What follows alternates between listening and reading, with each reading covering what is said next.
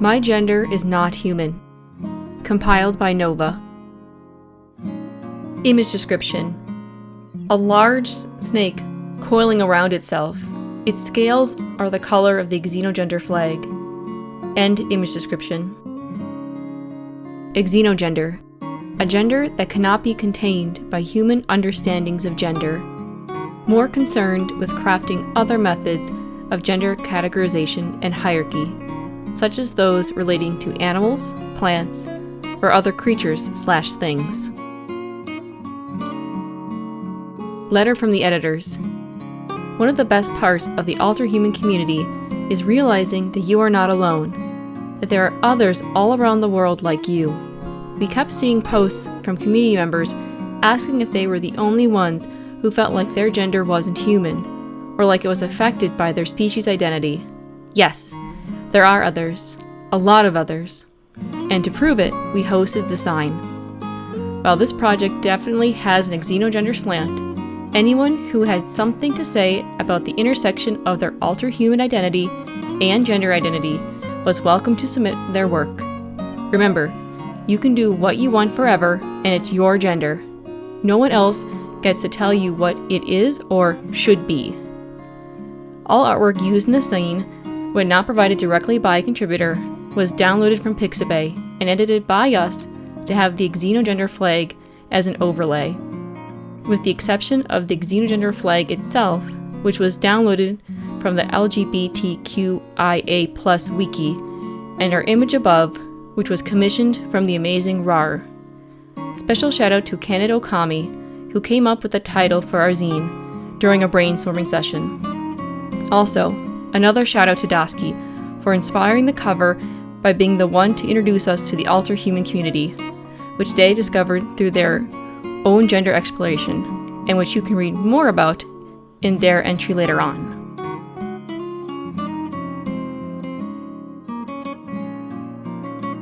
Image description. Profile picture of a golden hydra with 3 heads. They are all grinning with happy enthusiasm. End image description.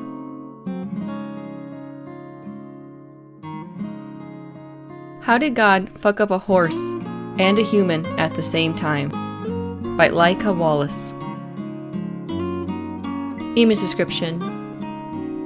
Line art drawing of a humanoid horse with their hands pulled in towards their chest. Their legs are an amalgamation of human and those of a rearing horse that disjointedly overlap one another. End image description. Content warning. The following story contains mild body horror. It'll Fuck Up Your Body by Laika Wallace. When Ryan first started getting headaches, he was 3 months on testosterone and tried his best to chalk it up to that.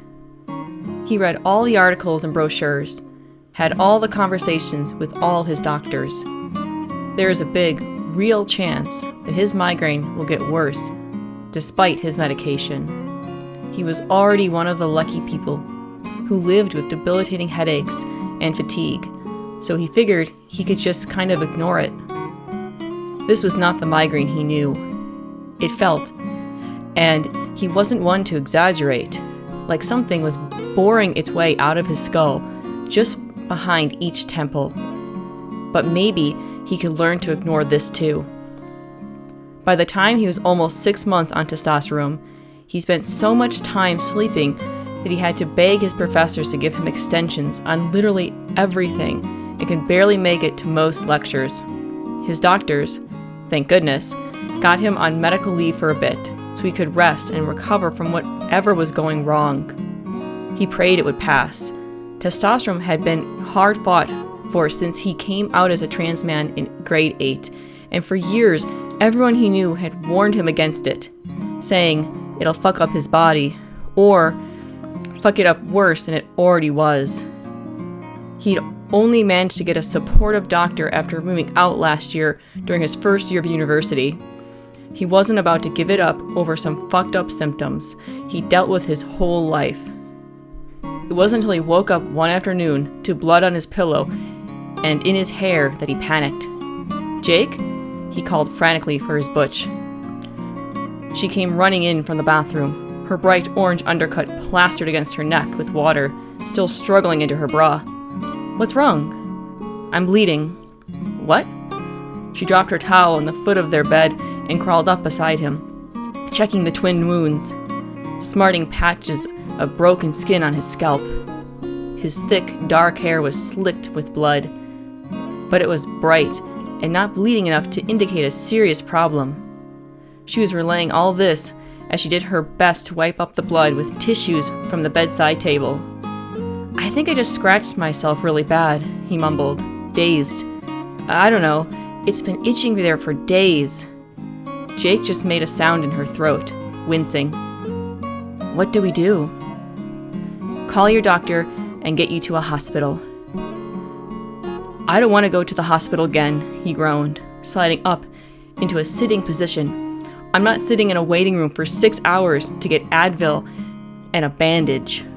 Jake frowned in concern, hooking her arm around his shoulder, and said, "Okay, well, I'm going to get you some Advil and a bandage, and I'm going to call your doctor." "Thank you," he mumbled, holding his head. The bleeding was stopping, at least. She came back and tenderly bandaged his head, holding him against her large, soft body. For the first time since all these new pains started, he cried. His doctor couldn't see him for a week. He tried to hold it together, but even though the wounds were healing, his head still pounded, and now his whole body itched. He couldn't bathe or even really shower because it made everything hurt worse. His body felt like it was on fire. He'd felt similar itchiness while his leg hair grew in thicker, but this was on another level. The worst thing was he couldn't tell Jake. He knew she'd think he was having an allergic reaction, somehow, to the testosterone, even though the injections didn't make it spike any and it covered his whole body. The problem is, he couldn't lie to Jake, even if he tried. She'd always been able to see right through him.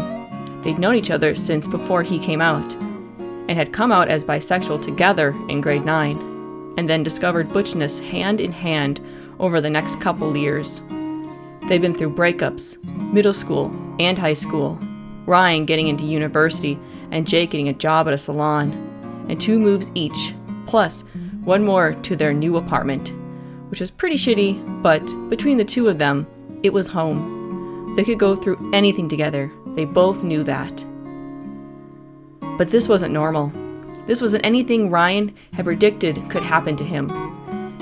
Even with the hospital visits that went poorly before he was diagnosed with chronic fatigue syndrome, Raynaud's, and a slew of other bullshit.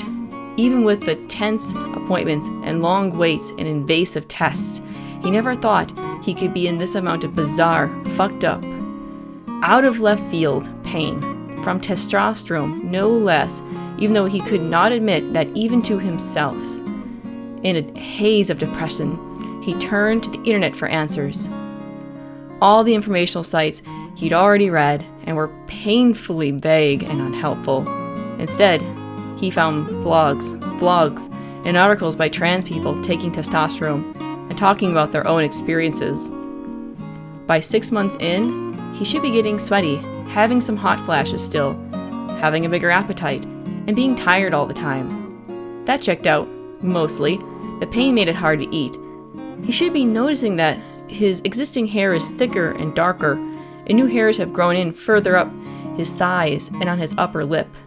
His voice should be cracking, and weight should be shifting away from his thighs and hips to settle on his belly. He should be starting to find it easier to build muscle. Most of that was happening to him too, but it didn't explain the rest. Frustrated, he was going to quit the research entirely when he heard one person's final note on their video. While this is my experience with testosterone so far, it's not going to be the same for every person taking it, T. Your experiences will vary because your body is going to respond to HRT differently. What your body does when you introduce it to testosterone is what it's supposed to do. So don't worry if it's not the same as what I've talked about here. And duh, this isn't a stand-in for medical advice. Your doctor will answer questions for you better than I can. Peace. He tried to tell himself that If this is what his body was supposed to be doing, then maybe it could be fine. As the days dragged on, more new problems appeared. His skin was covered in tiny red abrasions, like ingrown hairs, and he felt a prickly peach fuzz over his whole body. Jake had noticed it too, and insisted he let her wash his painful back, arms, leg, and chest with lukewarm water and the gentlest body butter she could find. She sat him on the side of the tub, her on the toilet, running clean water over his wounds, finding the hairline on his neck further down than she remembered, and bristly. The sore spots on his head became lumps that protruded further, breaking through the skin to show ridged black bone. The tiny hairs all over him, covering every inch of his skin, broke out and darkened to a dark, rich brown, like the hair on his head. "I don't think this is what testosterone was supposed to do, Ryan," she said one day, only 2 days from the appointment date, as she wrung out the hand towel in the sink. From the edge of the tub, Ryan said, "I know." "What do we do?" "Cancel the appointment with my doctor." Jake looked at him for a long time, not saying anything. Ryan knew that this was beyond the scope of normal relationship hiccups. He knew that he was turning into something. He knew it would be reasonable to leave him, to say the least, or take him out back and shoot him like a lame horse. But meeting Jake's eyes, there was no fear. He stood, shaking, and reached out to her. She closed the distance and wrapped her arms around him, stroking the stubbly fur along his wide back, not minding that his dampness stained her shirt. "We're going to be okay," she said softly into his shoulder. "We're going to do this together." He nodded, pressing closer to her. A shaky breath threatened to turn into a sob, but he didn't feel the need to cry. He was going to be okay. He had his butch. Everything would work out somehow. So she canceled the appointment and wrote down everything that had been happening since the headache started, spending hours getting it all down in one day so they could start recording properly immediately. She began recording what Ryan ate, what he did all day, how he slept, how he felt. She measured the growth of his hair, which had begun growing plasticky and pin-like down his neck and onto his shoulders, and the fur that evenly covered the rest of his body. She took special care of the bony nubs on his head, massaging the inflamed skin around them and applying polysporin to make sure it wouldn't get infected. She measured their height and width, counted the ridges as they appeared, cleaned up his blood. When the skin of his feet blackened and hardened overnight, she soaked them in warm water with Vespin salt and tea tree oil. His doctor called, leaving a worried voicemail message. Ryan didn't call back. Jake respected that. Whatever this was, whatever this led to, it was theirs to deal with. They'd think about the future, and doctors, and school, later. One morning, after a couple of weeks of this, Ryan woke up feeling off. He sat up, moving carefully so he didn't wake up Jake, who was sleeping peacefully in a heap of blankets beside him. He breathed easily, and didn't get a dizzying head rush, which was a startling first. He felt heavier physically, but barely noticed it. His body didn't feel like a trap anymore. Peeling the blankets back, he put a foot on the floor and heard a tap, like stone on wood. Jake stirred. "You okay?" "Yeah," he choked out, but not out of fear. Excitement had welled up and spilled over inside him, shaking his body as he scrambled to his feet. Click, click, click. He ran out of the room, each footstep ringing out through the hallway and making him go faster, faster. He skittered against the tiles in the bathroom, almost slipping, but grabbed the counter. Pulling himself up, he looked in the mirror and gasped. The nubs that had broken through his scalp had grown into skinny curved ram horns, arcing over his hair, which, he noticed as he ran his fingers through it, had melted into a glimmery black-brown feathers where it had grown down on his neck and shoulders. The thin fur that covered his body had thickened so his pale skin was invisible through it. And looking down at his feet, which only the night before had been aching, twisted, and swollen, were completely changed. He now had a pair of cloven black hooves. Jake stood in the doorway, rubbing the sleep from her eyes. "Ryan?" He brought his hands to his face, vision blurred by his hot blush and a huge smile that wouldn't go away. He tried to say something, but nothing would come out. Are you feeling okay?" she asked, hurrying to meet him. She put her hands around his and inspected each new change. The sleek feathers, the sharp horns, the velvet fur. "I am," he said, breathless, leaning into her gentle touch. "I've never felt this good. I can't explain it." She cupped his cheek, running the flat of her thumb along the fur on his cheekbone, wiping away tears of joy. "You don't have to, Ryan.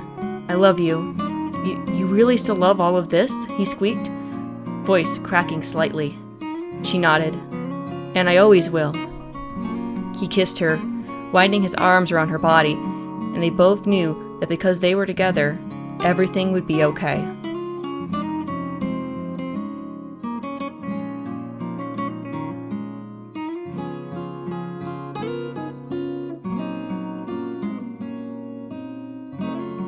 Ethereal by Sunshine Breeze.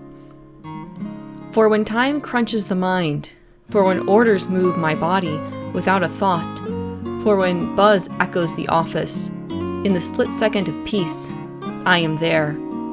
I am there, so undeniably not who I was, so undeniably not who people saw. For the woman I was, I am not.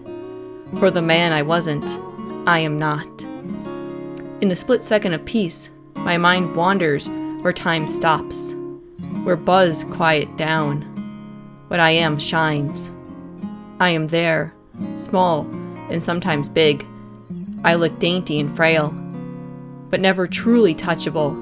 I leave a trail of glittery dust in my path as I fly about them with my wings. My power sings in magic. I hover like I'm free. I smile, in reality, and within this realm in mind. I look beautiful, vague, yet stunning. Sun shines perfectly on me. In the midst of the fantastic realm, I look ethereal. I am not a woman, nor man, nor something else within the realm of my humane body. I am the little fairy in that realm, ever beautiful, ever ethereal. I am ethereal.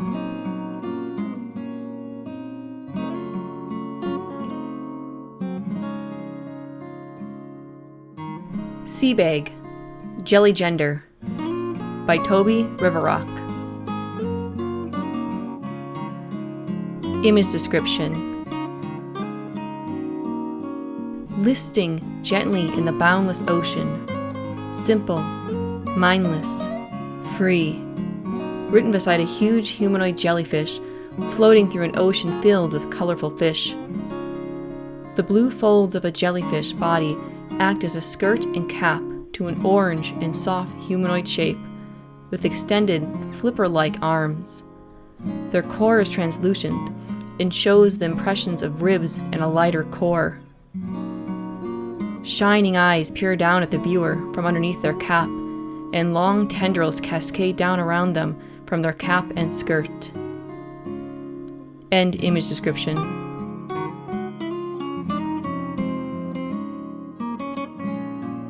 Where Gender and Animality Meet by Sony Spiritwood. I periodically get times of trying to figure out what to call my gender and how to explain it well. Of the established terms, demi-female may be the closest one I've found. Recently, I came across the term xenogender and noticed it can be used in relating, for example, animals to gender, and thought that maybe it was close to my experience/identity. But after looking further into it, the term and concept doesn't fit me, as it's more so about symbolic or sensory explanations for gender, or utilizes noun self-genders, which just isn't fitting to me. Another issue I have with using xenogender for myself is that my gender still feels like it is, quote, binary, in the sense of feeling like and identifying as, quote, female. However, it is on a non-human spectrum of gender without being symbolic, more of a literal kind of non-human gender, in contrast to how xenogender tends to be used. The definition, though, seems mostly fitting of my gender if taken in the literal sense, And if it wasn't restricted to non-binary genders, I guess I could be considered adjacent to or overlapping with xenogender. Demi-female still feels not quite right, but is closer than others I've come across so far because I do see myself as partially feminine. Specifically, just feminine leaning. No human masculinity in my identity, and not a blend of feminine and masculine, like androgynous would be.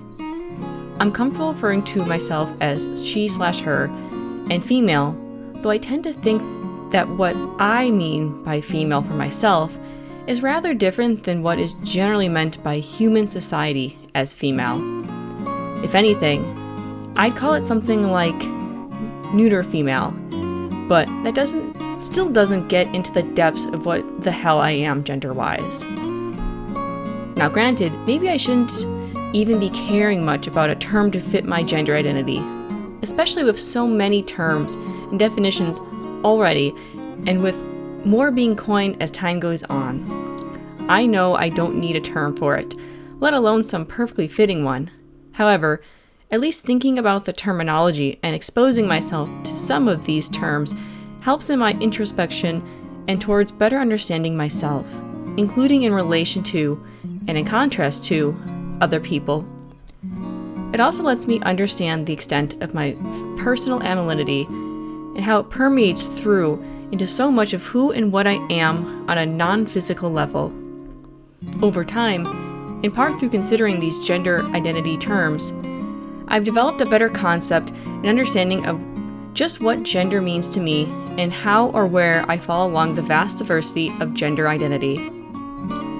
If anything, I kind of like the term feragender, which I came up with only to follow that with a web search and find someone last year had coined it online. Though their definition still kind of fits, just without the specification of wild animal, because I don't see mine as specific to being a wild creature. Sure, fera denotes wild, but honestly so many other terms I thought of were already coined and weren't fitting. For example, allogender, zoogender. Granted, I don't like the sound or look of that one, just personal preference. Allogender and zoanthogender sounds okay, but too specific sounding, even though this is ultimately meant for me. I'm just weird and like it broader than that. Shrugs. I guess feragender, neuter female, is still about as specific and fitting I have currently. So aside from all this terminology stuff, what even is my gender identity like? Well, from what I've figured out so far, I see myself as female, but not human female, is essentially a different construct and spectrum from that of human-specific gender. I, beyond gender, identify as both, intrinsically, human and non-human, humanoid and non-humanoid, and that runs through into my gender. It turns out, I'm not surprised honestly. At my core, I am a shape-shifting, to a restricted number of forms/creatures, humanoid who happens to live a mundane human life in a human body, and that pervades into the whole of what is me. My understanding of my gender deals with concepts derived from the sexual, genital, and sex hormone aspects and influences of a creature that doesn't exist. I've realized there's basically a concept my mind identifies as fitting my gender that happens to be based on some kind of shape-shifting humanoid creature, which has therefore previously made extra difficulty in me understanding, let alone explaining and naming, my personal gender. About these humanoid creatures, they still have males, females, and in-between/others in regard to sexes, let alone genders. But they have distinct differences from that of human sexes. They are sexually dimorphic, but only mildly, less than humans. All sexes have minimal body and facial hair. Their hair is mainly on scalp, eyelashes, and eyebrows, with thin, fine, and light-colored hair over the rest of their bodies, including armpits and pubic area. Females have permanent breasts like humans, but their vulva is minor, only a slit or hole. They are more curvaceous, like human females tend to be, Males have no external genitalia, only an external slit or hole as the opening, and have a human-like androgynous appearance to their bodies. They don't have much in the way of femininity or masculinity in the sense of how it is often conceived for humans in general. Actually, I don't know if that's really just an attribute of those creatures, or if it's mainly a me thing, from seeing myself basically as a neutered, non-human creature/humanoid.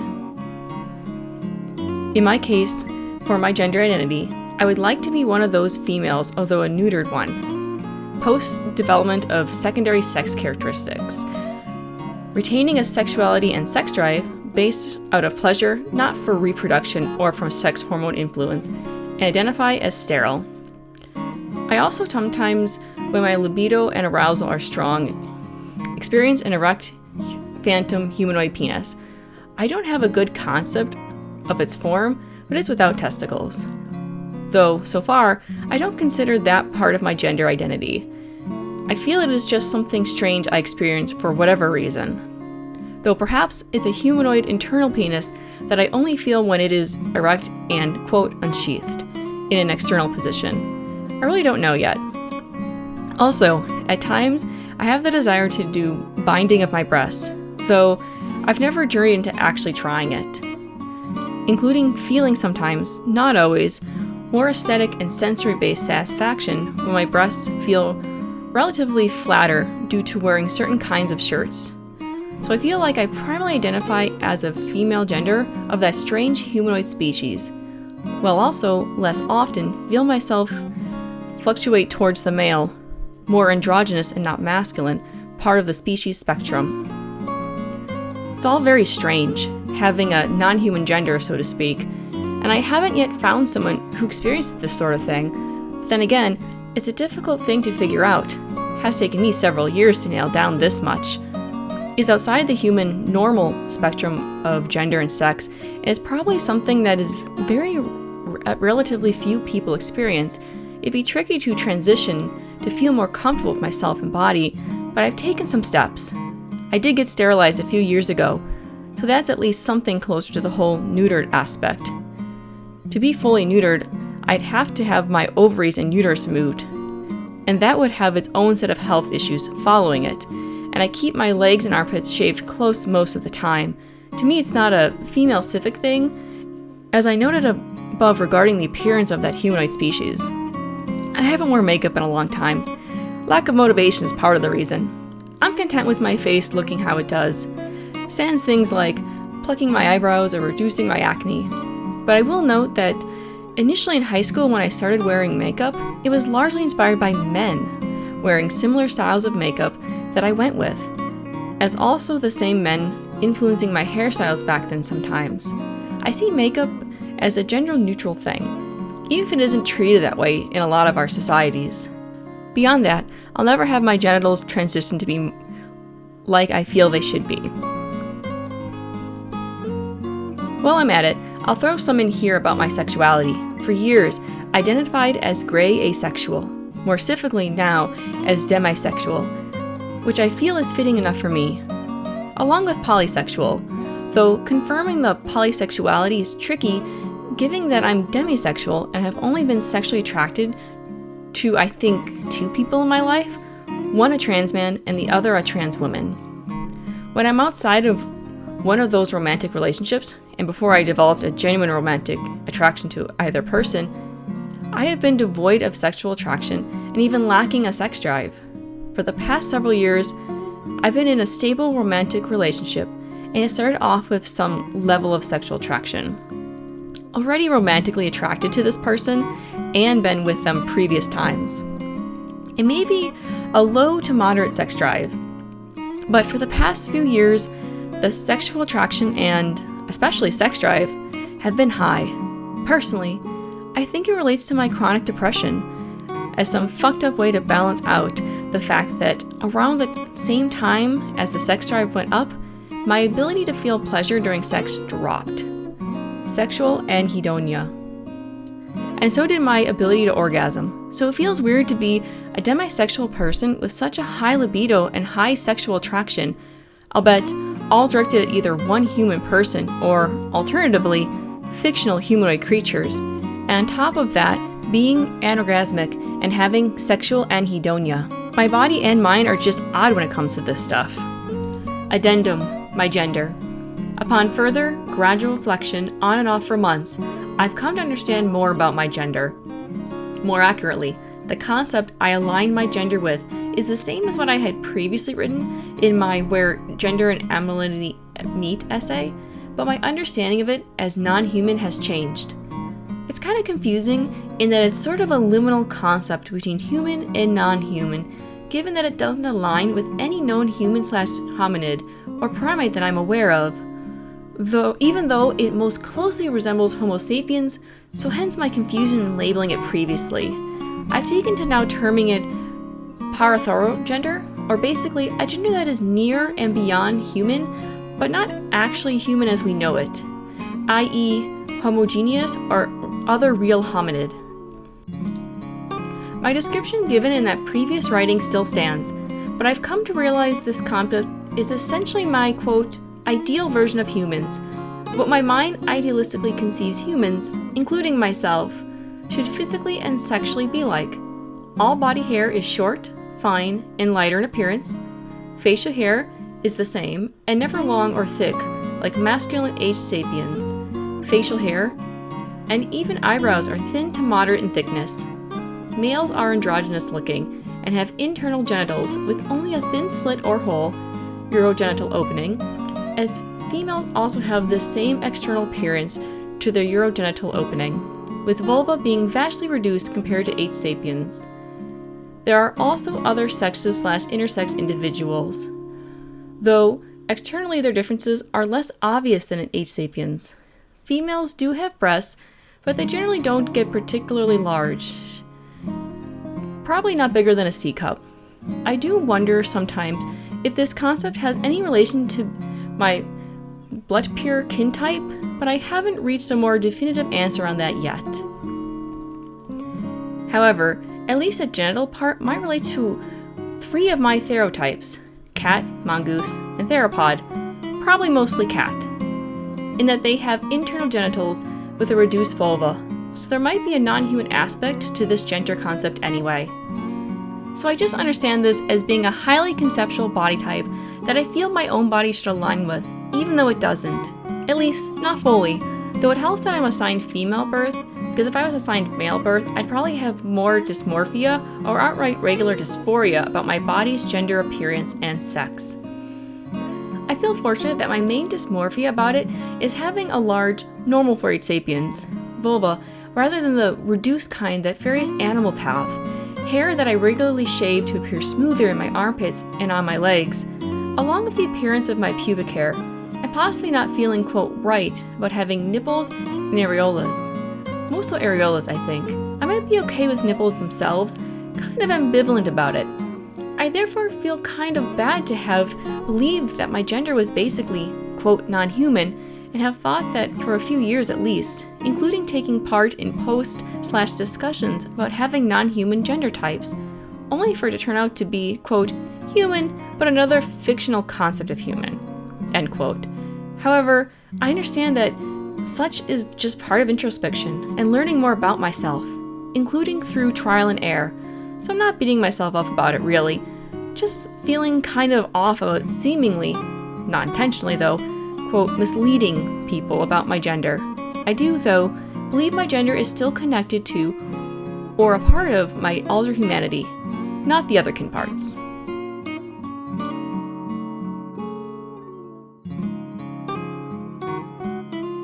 Content warning. The following story contains mentions of body image and misogyny. Reclaiming Female Through Therianthrophy by Sarah B.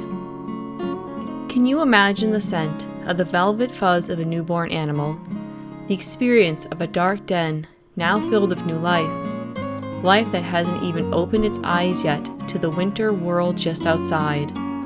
Can you imagine the tiredness, yet sheer love and comfort of having your children welcomed into the world, witnessed only by you and the earth's soil? It's something I often dream of, and it's that very experience that made me realize that I'm not transgender. It's funny, because in this community, it feels as though the majority of individuals here are transgender, and that experience ties closely into their non-humanity. For me, the opposite occurred. I had a top surgery letter in my hand after years of feeling not quite right in my body or in how people perceived me. I had every reason to feel this way and to want this, even if it felt imperfect. Looking back, I remember how I got to this point. Be skinnier any way you can, it'll make you prettier, they'd say as they, themselves, are ironically obese, and I loved them no less for it. Grow your hair long and change your clothes. You'll look more like a lady. A projection rooted in the ideals of someone who reads far too much Jane Austen. Women should be subservient and provide endlessly, or they're selfish. Dread set in every time I filled someone's coffee or plate of food due to expectation or demand. Every time the topic of how I looked in a dress or how my hair wasn't as long as someone else wanted.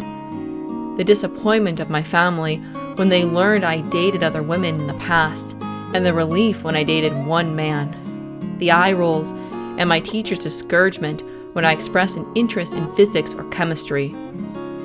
Even my finance degree was achieved through apparent luck, despite graduating top of my class. Every right I accomplished was met with a wrong in some new category. The very things that made men impressive made me disobedient. I starved myself to look a little nicer to strangers, cried in bed after being talked down to at work, slept away all of my sorrows in a curled up ball. Humanity didn't take kindly to me. It frustrated me, and combined with my general lack of identity at the time, along with diagnosed CPTSD, it was easy to relate to the plight that transgender individuals experienced. Surely, that had to be me, but the label and being perceived as something else besides female never clicked entirely. I figured that I may just have mild gender dysphoria instead, but for the first time, I really dived deep into what it meant to identify as a gender, as everyone was needing urgent, permanent decisions to be made on my end. Around this time, I took on my first mammal label, which was feline.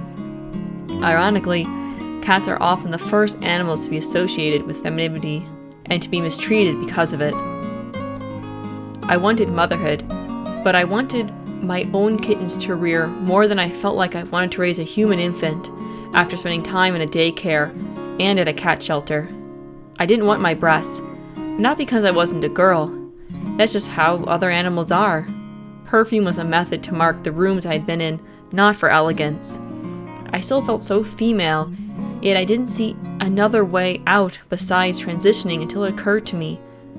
What if I didn't have to be a woman, and instead, I could simply be female the way animals are female? There were so many women like me, such as in Brave, Princess Mononoke, Poor Things, or Wolf Children. The women who strayed from polite society to walk their own paths and stuck to their own desires. Even my own cat was female.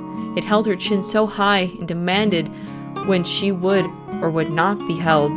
This realization was the first time I found myself feeling feral freedom and uninhibited beauty in the ways I was. I was going to be the woman that rolls in the dirt, who is unapologetically beautiful in her own way, who chases after whatever her wild heart desires. I am not transgender, but I'm not entirely a woman. I am an animal, and I am female in all of its unbridled ways.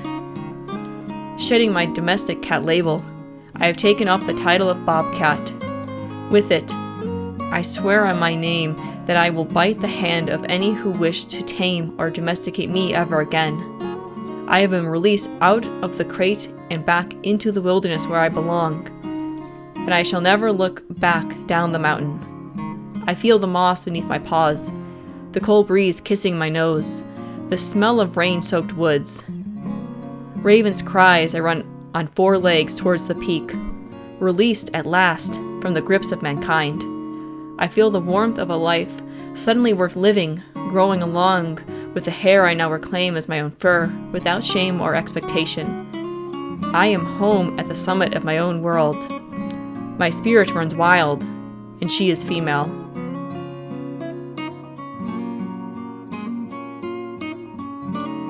Content warning. The following story contains mentions of surgery. Unsettle by Vievery. Once, for a second, I recreated my memory of flight. After multiple tries, floating several feet down in the backyard pool, my face to the crinkled plastic bottom, arms outstretched, I soared. My feet grappled for purchase as I scrambled upright and gasped, reaching the water's surface, and broke the fragile illusion, my wrongly bent limbs falling slack to my sides. When I lost my canine teeth to braces, a chip fell off my sole. They never offered to give me back the stolen teeth. I was too young to know I could ask for them back, or to know I could request this didn't happen, that they take any teeth other than those ones. Over a decade since, I run my tongue over the spot where they should be, seeking the sharpness erased from my mouth. I stopped trying to explain my gender years ago. It's too complicated to communicate to others. I hold it close to me, call it something vague, so I can avoid the exhausting conversations over and over and over and over and please stop asking me over again. I am a shapeshifter. I do not have only one gender. I do not have any gender. I am not only one species. I am not any species. I simply am. I slither, lengthened spine, and gangly limbs sprawled across rock outcroppings, yet I gallop, calloused paws and thick fur along my back. Yet I dive, wings pulled tight, tight, tight against my chest. Yet I breathe, somehow at peace with the body I exist in, human, but not quite.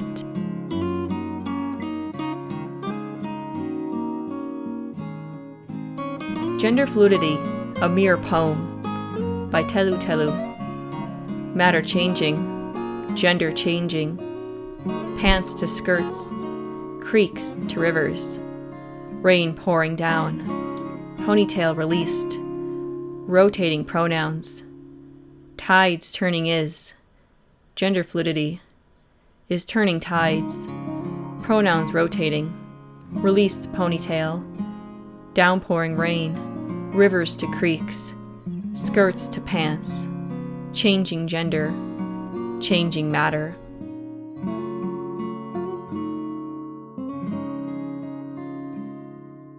Bright by Professional Jaywalker, a fan piece of Runaway to the Stars by Jay Eaton. My masculinity is colorful, flashy, bright.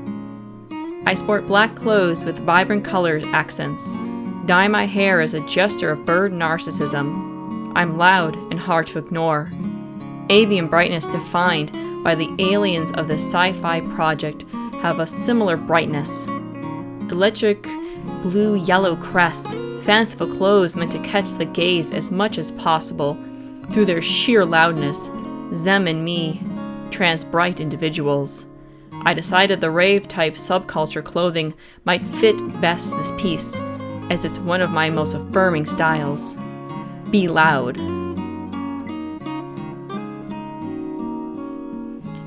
Image description. A human figure holding talons and dancing with a raptor. Both creatures are largely black with pops of bright rainbows. The raptor has feathered gray wings, but is also covered in neon spots and sports a bright blue and yellow crest, fishnets on their neck, multiple earrings, and a single rainbow tail feather. Similarly, the human sports a crest of their own, as one side of their hair left long and dyed light pink, while their roots show brown. The human figure is wearing a black hoodie with a rainbow color wheel on the back, and the words Cyberdog, with each letter written in a different color of the rainbow. They are also wearing dark gray pants, black socks, and boots. A rainbow smiley face keychain dangles from their back pocket, and their socks are striped in neon pink. The anarchist symbol is visible on their boots. Behind the dancing figures is a faded blue shadow and blotches of cyan and yellow paint drops. But the shadow behind the human figure shows the long legs, tail, and wings of a roadrunner. End image description.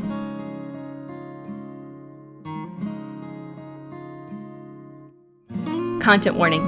The following story contains intra-community respectability politics and extra sexism. We Are Monsters, and That Is a Joyous Thing, by the Dragonheart Collective. We suppose we are the bad kind of non-human. The kind that has dysphoria. The kind that wants to get body mods about it. The kind that calls themselves transspecies. The kind that leaks being transgender and non-human so deeply it's the same thing for many of us. Dysphoria is indistinguishable and intertwined. Half of us have genders that are heavily connected to our species identity, sometimes to the point that the species identity is the gender itself, rather than it just affecting presentation. Those of us who mean it for realsies ruin the argument that otherkin is not like being trans, and isn't ever a gender. We are those in the community who are called disrespectful for being trans and otherkin and having that intersect. We are those who say non-human and mean it, teeth bared, not alternative human expression, but not human. Still, people, but unapologetically loudly, proudly not human. This experience vilifies us on both ends. It makes us also the bad kind of transgender, the kind with contrasting identity labels and weird pronouns, the kind with weird genders, the kind that is the I do actually to the non-binary. They are going to identify as animals next, the kind that is the very monster conservatives fearmonger about, unrespectable and cringe. There's no space in the normie transgender community for us if we exist as we are, plural, trans species, queer, gender freaks, who don't identify as transmac or transfemme, and mean all of that for realsies. Discourse and community theory make no space for people like us, or when they do, it's lip service. If you cannot be sorted into girl non-binary or boy non-binary, you become unpalpable. If you claim delight in the removal of the human label, you become a threat for defanging what they consider a severe punishment meted out to those deemed evil. It requires digging to find the space that others like you lurk, other exiled monsters with strange genders and stranger interests. It's beautiful, really, how those of us so freakish, a term of honor and love now, band together and celebrate it. Other trans people, others in non-human identity, related and adjacent spaces, may turn their noses up at us for being the chink in the armor of their respectability politics-laden arguments, pleased to our oppressors, but we persist. For we are a bi-gender dragoness tomcat, and 3 animals with 3 different presentations of cat gender, and an AI facsimile of an anime girl, with many more other non-binary folks under our, quote, singlet sona, presentation of genderqueer in the direction of a cat, and our expression of transness must take into account our species identity if it is to be authentic. And if that makes us problematic to the cis majority and the assimilationists, then so be it. We are monsters, and that is a joyous thing.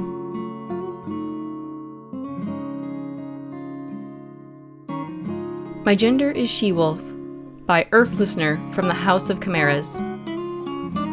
Image description: a 2-page comic drawn traditionally with colored pencils. Page 1. The first panel is completely gray and extends across the page. In the center it reads, "My gender is... ... The next 2 panels are side by side, one pink and the other blue. Not a woman, written beside icons of lipstick, long hair, a dress, and high-heel shoe, and the women's bathroom symbol. Not a man, written beside icons of a suit, cap, mustache, tie, and the men's bathroom symbol. Another 2 panels side by side. The first one is purple and the other green. nor is it adjacent to either. Beside a figure that is split down the middle, one half the woman's bathroom symbol and the other the men's. There's also a combined Mars and Venus symbol, or even neutral, written beside an androgynous person with their arms and legs spread. The symbol beside them is a circle with a line through it. It's a separate, other gender. The final panel on the page is split between 3 squares, but extends across the length of the page.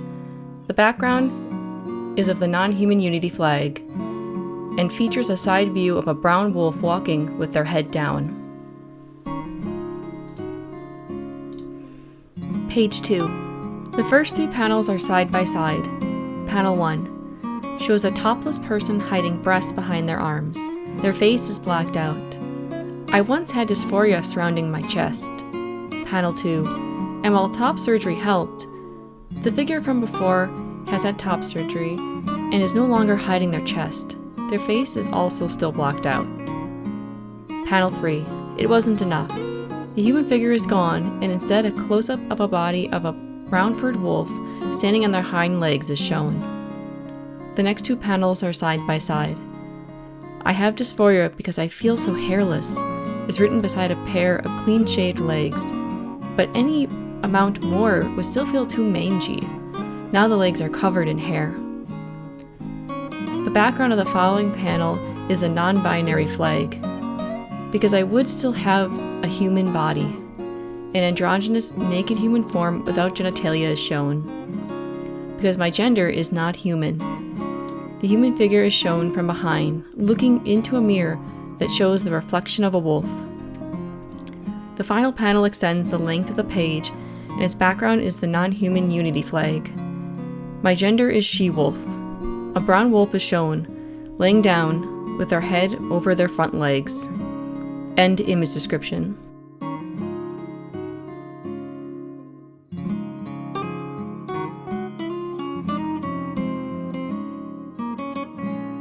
Coat of Gender by Nova.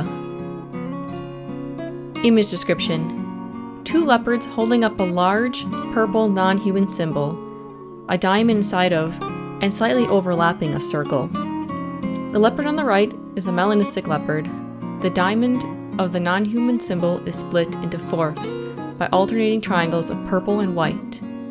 Both of the white sections have purple sparkles in them, while the top purple section has an acorn, and the bottom a single feather. Behind all of this is a circular coil of golden scales. Perched on top of the coils is a small brown raptor dinosaur with pink and purple feathers. At the bottom is a banner that reads, "She, they, and a many-headed dragon way." End image description. A code of gender is a visual way to describe gender identity inspired by traditional European heraldry. Our shield is the non-human symbol, surrounded by golden coils that are reminiscent of the scales of our Hydra self. This is because a lot of how we understand gender stems from being a non-human system of 5 dragons. We kept a nod to femininity with the choice in colors, muted purples, pinks, and golds, and that clever girl on the crest, but kept many of the other elements neutral. The acorn on it symbolizes resolve, luck, and strength of spirit, while the sparkles are meant to mimic the traditional ermine patterns from European heraldry in a minimalistic way that makes us happy. Also, the feather in the shield is a symbol that represents several of our headmates. The raptor on top represents survival and our headspace. Last but not least, the leopard symbolize strength, duality, mystery, and personal power, and are in general a vibe for our code of gender.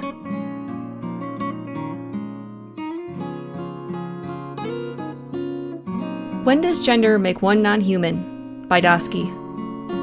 Image description. A 3-page comic. Each of the pages features a full-body drawing of Dosky, an anthro black-scaled naga, gesturing towards the text or standing with their hand on their chest beside close-ups of depiction of their history. I've always known I was non-human, but as a youth, I didn't have the words for it. Being raised with and by humans, I was made to think I was an outlier, unique. A close-up of a black-scaled dinosaur maw filled with sharp teeth and blue gums. Identity age, 5 to 12. Unknown carnivorous mid-sized theropod dinosaur. As I aged, although I openly accepted what I was forced to mask my non-humanity by adults and the fear of mental institutions.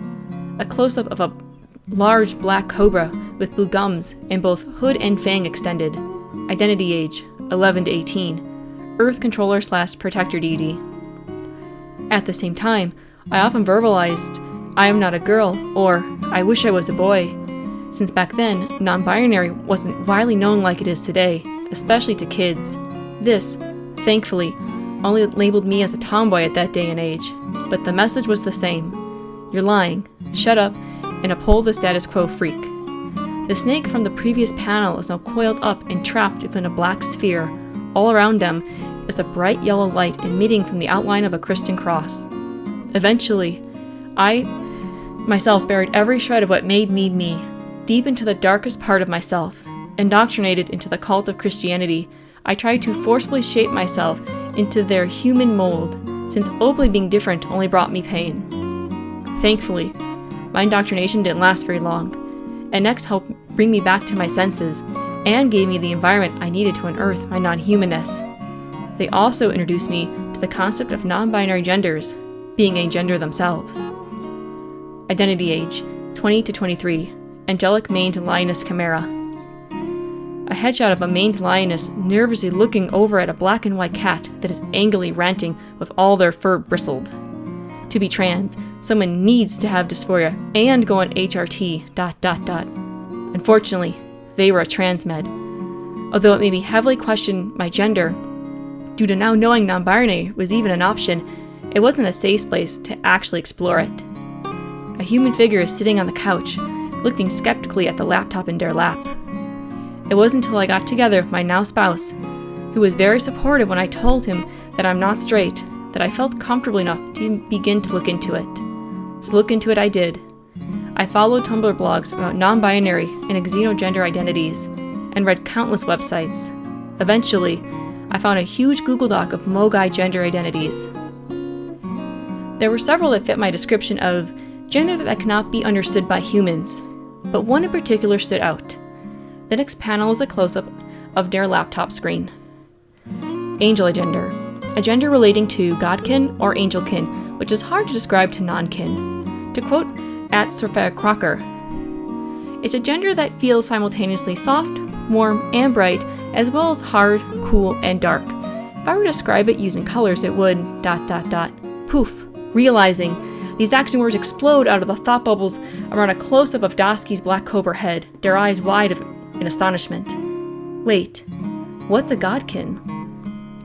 The next panel shows a side-by-side of all their identities up to this point: the large theropod dinosaur, maned angelic lioness, and a naga cobra goddess.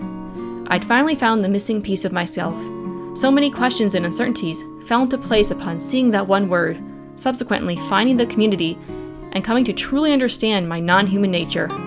I wasn't a girl, at least not a human girl. I am a goddess. The large form of a coiling naga body is extended across a rushing river and is broken up over 3 panels. Uncomfortably participating in humans' culture surrounding women, not wanting to have offspring like a mammal, yet still having feelings around wanting to raise and nurture. All of it made much more sense when viewed through the lens of a goddess, especially a nature goddess such as myself. Never did I expect to be so comfortable in my own skin, knowing not just that I wasn't alone, but that all of my instincts had been correct. I wasn't crazy. I only hope that others who need to know this are able to find the community and get the closure that they may need as well. End image description. Graffiti Feathers by Raphael Snyder. Gender's a funny thing, because it's pretty species dependent. I mean, of course, an animal probably doesn't usually have a powerful concept of gender. A dog doesn't feel gender in the same way most people do. But there's still something there, and it's different. What female looks like between humans, deer, hyenas, and snakes is completely unrecognizable from the view of one to the others, and that can be completely true of alterhumans like me, too. I'm an angel, not an ultra's unknowable entity, not a messenger from some god, barely even a divine being, really, but a protector, a guardian angel, more or less. what looks like a human being with wings, but is so different as to be, gender-wise, unrecognizable. And yet, still, some part of me is human underneath. In source, I'm a vampire, once human, with a hell of an angel motif and identity. And I'm all three, really, human, vampire, and angel, and that's one hell of a setup for gender. Vampires often cling to the gender they had when they were human, at least for a while. A lot of them, though, eventually figure out that their gender isn't all it's cracked up to be, and either transition or shrug their shoulders and discard it altogether. I know a lot of vampires that consider themselves men because, historically, that's the gender that's had the most power in many human societies, and vampires love power. You think a guy who named himself Set after an Egyptian god has to be a man because he feels that way? Or is there a chance he's a man because that's what gives him the power to pull off whatever god-mimicking stunt he's pulling? Could be either, could be both. But point is, with vampires, either's just as likely. I'm a younger vampire, only 50 or so, and only 20 years embraced, so my gender hasn't changed in the apathetic or utilitarian way, at least not yet. No, instead, the angel motif of my vampire clan, the Salubri, grabbed me by the throat and turned me into an archetypal guardian angel. Sure, I was queer before I got embraced, rocking the xenogender pronouns, even in the 80s, but a few labels ever sat right, and only when I figured out my angel things did I realize, I've never had a human gender to begin with. What I am is an angelic protector, and that's who I am, and who I've always been, on every intrinsic level. Hell, why not, you know? Even when I didn't realize how protective I was, even when I thought I was a mean son of a bitch that barely cared about anybody, I was growling at unfairness and snapping at cops, cause they were fucking with my people. I'm black, if that helps contextualize anything. I know what it's like being kicked down and mistreated. I'm trans, intersex, queer, and black, and yeah, alright, maybe inequality and treating people like shit sets me off. They always have. But I've had to learn how to channel that anger into something productive, not just yelling and squaring up, but something that can actually help and make a difference. Being black's an asset of it all too, I think, even if I don't have a firm grasp on that. A lot of human gender conversation in English-speaking spaces especially is crazy white, and maybe that's why I don't feel like I fit in either. Being black means being dehumanized all the fucking time, and fuck, fine. Maybe I'm not just human then. I'm not letting people take the label from me, but maybe there's more to it than that. Fine, let's play in that space. I guess I'm like a spray-painted angel up on a brick wall. I'm a hope and a prayer for protection, a watchful eye actually trying to help and heal, not oppress and beat people down like the goddamn cops do. I'm an angel, but an angel of the people, one quintessentially broke and southern and black. I'm not a pretty little white waif of an angel. I'm a big motherfucker with an attitude and a complex about saving and helping people a mile long.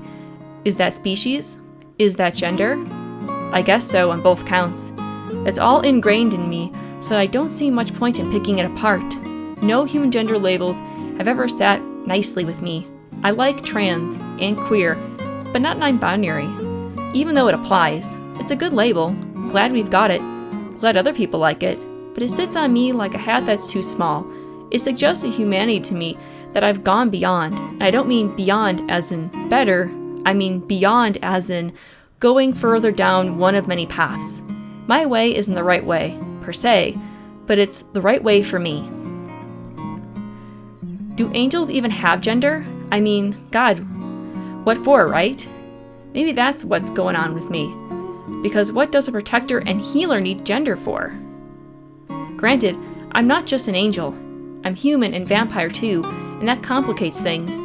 But maybe that's why any of this comes together. Maybe if I didn't identify as human in addition to everything else, I wouldn't think about it this so much. Maybe I would.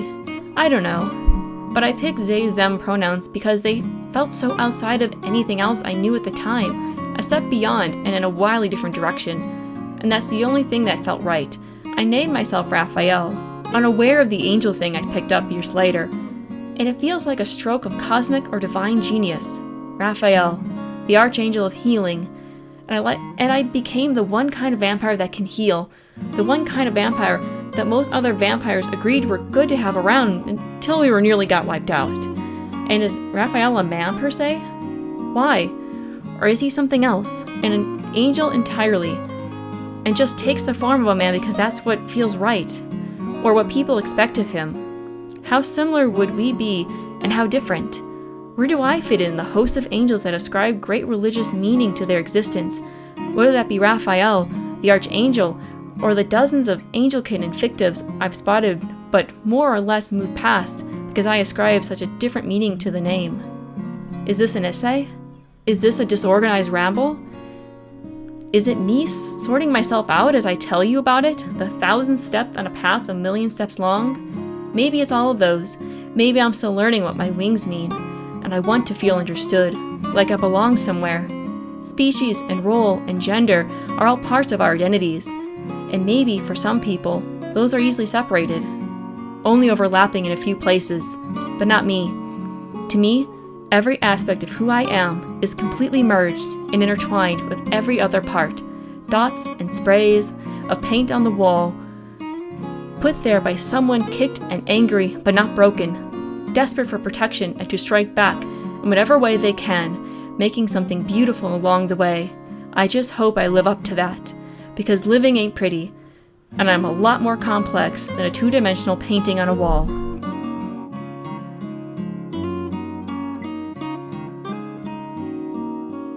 Hic sunt dracones by N. Noel Sowell.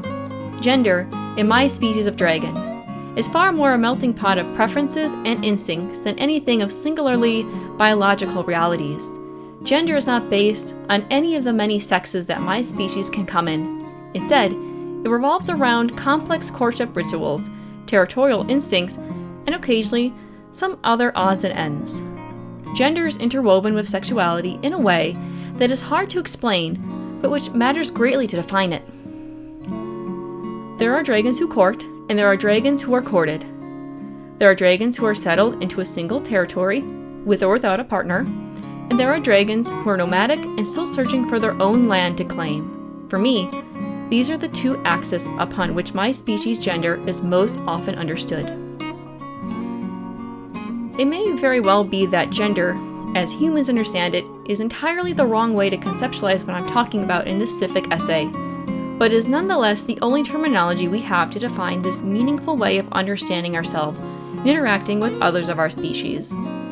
These are the dimensions that dragons of my kind relate to each other within, and which provide much needed subtext and context for an individual's actions or inactions towards another. While gender may not be the correct term to encapsulate the entirety of my meaning, to try and remove these factors from what I am discussing would be the same as playing just a song's chorus to an audience, without the verse or bridge to accompany it. It gives an incomplete image. Courtship. Dragon courtship is my species' complicated affair. Wooing the object of your affections is something that, if done lightly or in jest, may result in the suitor being driven off or killed, and potentially eaten, by the prospective mate. There are those who court, who initiate the courtship, continuously pebble at their potential mate, prove their worthiness through tricks of intelligence, skill, or strength. We'll refer to these as suitor dragons. And there are those who are courted, who judge the courtship with a clear eye, test the potential and truth of what their courter brings to the table, and are constantly challenging their potential mate. Or we'll refer to these as prospect dragons. It seems like an inane difference to make, but it's an important one nonetheless. Not all suitor dragons are interested in prospects, instead preferring other suitors. And similarly, not all prospect dragons are interested in suitors, instead preferring other prospects. Some dragons are interested in any other dragon regardless of courtship differences. Some are interested in other dragons, period. Some dragons may switch between the two over periods of time. These instincts may also change in intensity depending on age or based on the individual, as well as because of certain environmental factors such as territory, nesting capabilities, and pre-existing offspring. These differences don't map to masculine/feminine dichotomies and aren't reliant on the individual sex.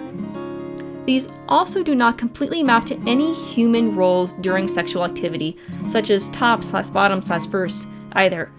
Courtship is a complicated affair that can involve sexual activity and procreation, but which does not have to. The end goal of courtship is not eggs. The end goal of a courtship is a long-term partnership with mutual territory and treasure and, if all participating dragons are interested, potentially offspring. Courtship also does not have to be a monogamous affair. Multiple dragons may court a single dragon together or separately, and a dragon may have multiple partners who are wholly separated from one another or who are also partners with each other. I would be considered a suitor dragon interested most often, though not always, in other suitor dragons in this explanation. Territory. In the same way girl and woman can be perceived to be different genders, so too can dragons with and without territory, and settled dragons versus nomadic dragons. Dragons who are without any kind of territory are sometimes young adults who have struck out on their own for a variety of purposes, although this category can also include old dragons who have abandoned or been driven out of their previous territory by a young upstart. It's rare for an old dragon to be successfully driven out of their territory due to the past experience and potential partners they may have alongside them, but it is not impossible. There are also some dragons who simply live more nomadic lifestyles and take up temporary territories, and those dragons who may temporarily leave their territories in hope of finding and courting a mate, usually to settle down with, but sometimes not. Referring back to the courtship categories of dragons, prospect dragons aren't typically going to fall into the category of being voluntarily nomadic due to how dangerous intrusions into other dragons' territories can be, though it's not wholly unheard of either. There are also dragons who settle into their territories and rarely, if ever, leave it. Some dragons may have smaller swatches of territory, while others may have larger. The size and variety of a dragon's territory can tell you much about them as a person. Some settled dragons may quite literally never leave their home, while others may visit the neighboring territories or take brief stints out to explore. A settled dragon will rarely leave their territory fully empty for long stretches of time. I am a dragon with territory of my own, which I rarely leave. I do not leave my territory in an attempt to court, although I do occasionally wind up with suitor dragons on my metaphorical doorstep because I am established. When I was younger, I did leave my territory for courtship attempts and exploration on occasion. My gender. You're a lesbian? I thought you were American. Translating my draconic gender into human gender is difficult to the point of impossible. On a fundamental level, my gender simply is dragon. Not gender as being dragon, but the nature of my gender is so draconic and alien to define that it simply makes the most logistic sense to simply call it dragon at the end of the day and be done with it in order to get my fundamental idea across. You could not take the draconity out of my gender any more than you could take the gender out of me. In the past, I've described myself as a xenogender fluid in an attempt to capture this.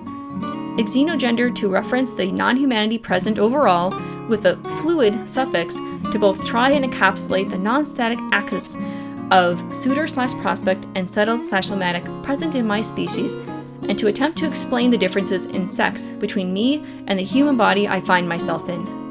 My species includes what are biologically referred to as simultaneous hermaphrodites, and I am one. This is not exceptionally unique or unusual. But we also have to remember that sexuality is a large building block in understanding draconic gender for my species, in almost a reverse of how gender is sometimes thought to be a building block in human sexuality preconceptions.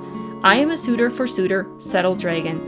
So this, in turn, affects how I interpret my species' gender through a human's lens. Perhaps additionally, because we spent so many years identifying as a lesbian when we were younger, I see myself and the ways I love as deeply sophoric, even in cases where the other person may not identify as a binary woman, or even may not identify as a woman at all. In more private spaces, I tend to label myself as both bisexual and as a lesbian separately. Bisexual is the label I tend to publicly share when I use something more civic than just queer, because it better conveys what I mean to describe in situations when I bring it up. In private, where people understand the intricacies regarding my non-humanity, they know that when I say lesbian and bisexual, I'm referencing these in wholly different dimensions than we normally attribute to either term. But in public, I'm just trying to convey to people in a human-centric society that I'm interested romantically in both men, women, and non-binary individuals. In a lot of ways, based on my feelings and the draconic understanding that underline how I'm trying to understand gender, you could say that my gender is sephoric or lesbian. My systemate, Draco, feels similarly as a prospect for prospect settle dragon, but for the terms Achillean and gay. But, like I've already touched on before, we obviously can't label ourselves as such without needing a lengthy, personal, public explanation on it in the background, due to the disconnect between the human understanding of gender and what we're trying to use human gender terms to describe. The message we would convey would be so different from what we intend to say that it's not worth trying to publicly define it in these human terms. At a certain point, it's just easier to avoid public mention of gender entirely, or just default to the ever-present cop-out option for our complicated situation. My gender is dragon. Endel Reflection by Anonymous. Is my cat ears a delusion? Or is it my humanity? Is my seal connection make-believe? Or do I genuinely turn into a seal in water? As questions arise, I feel a sudden urge to groom myself, to itch at my rash-prone skin, to dive in the water and swim like the streamlined ringed seal. My mighty gained dominance as an orca feels forever real. The water and nighttime is my home. Human nature is forever unnatural to me, a forced way of being, one only granted to individuals lucky enough to not be oppressed or trapped in the shackles of cisnormavity. As I come to terms with all of me, my blackness, anginity, queerness, fatness, disability, nonhumanness, amongst other things, I come closer to shattering myself out of that prison and living on my own terms.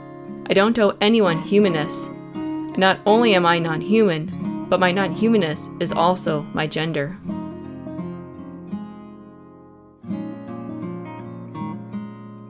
Thank you. We always knew we'd make another zine after Modern Draconity, but we didn't know we'd make one so soon. However, with the possibility of being able to release it in time for Pride Month, we couldn't resist, and this zine has turned out even bigger than the last. We can't wait to see what our next one will look like, but we definitely are going to take a break first, one that's not just a few weeks this time, LOL.